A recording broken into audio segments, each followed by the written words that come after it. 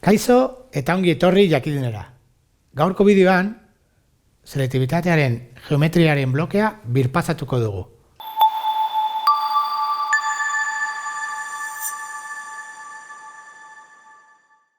Geometrian, ariketa anitza agertzen dira.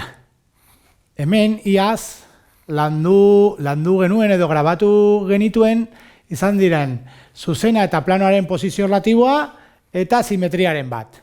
Ohikoenak dira. Ere, batzutan agertzen da plano edo zuzenaren ekuazioa ateratzea jakinik datu batzuk. Ariketa hori egingo dugu gaur. 2020ko ohiko deialdiaren A2 egingo dugu. Hemen duzue.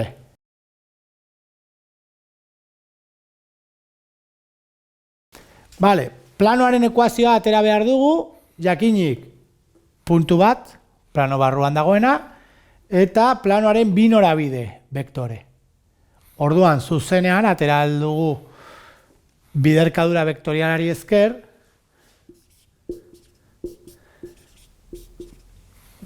planoaren vektorea. Horretarako, biderkadura eskalarra egingo dugu, I, J, K, nik minus bat, minus bi, minus iru jarri beharrean, jarriko dut bat, bi, iru, bai, bere proportzionala, positiboa izateko, minus akatzak ekiditzeko, eta hemen bat, iru eta bost, beste vektorea. Bale, kalkulatzen badugu determinantea, izango da, amari, bai, iru, J, parkatu, iruka, eta orain negatiboz, ezta, minus bederatzi, minus bost J, eta minus bika.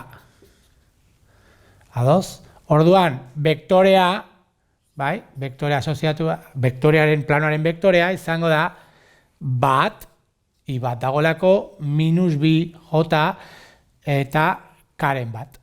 Bat minus bi bat. Honekin jadakigu isa, I eta zaren koefizienteak. Hau da, gure planoa izango da x minus bi I gehi z gehi d. Berdin 0. Orain, D kalkulatzeko puntua erabiliko dugu. Sartuko dugu isan, in eta zetan. Minus bat, bi eta iru.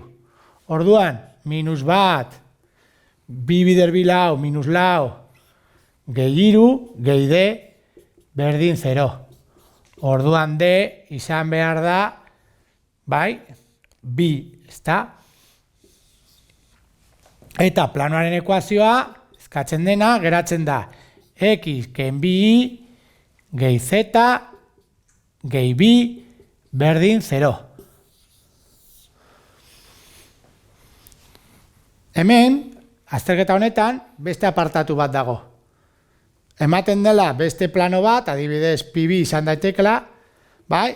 Eta behar dugu, edo kalkulatu behar dugu A parametroa perpendikularrak izateko. Hemen beste biderkadura erabili behar dugu.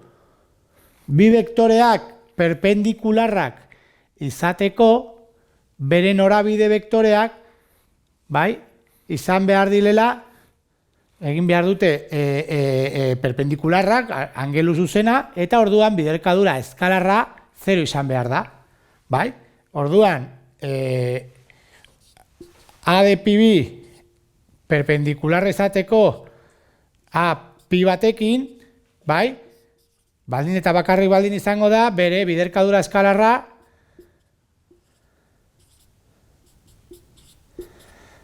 0 denean. Bale, honen vektorea dakigu, hemen daukagu. A de pi bat izan daiteke. Hemengoa izango da A minus bat eta bost. Bale, pues biderkadura eskalarra egingo dugu.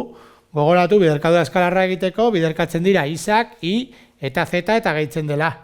Adoz? Orduan, hau garatzeko, A minus bi bider minus bat plus bi, eta bost bider bat plus bost, eta berdin 0 izan behar da. Orduan A berdin minus zazpi. Edo A berdin minus zazpi denean, planoak perpendikularrak izango dira. Hau izan da dena, mila esker ikusteagatik, eta gogoratu, sare sozialetan eta web orrian jarraitu jakindun.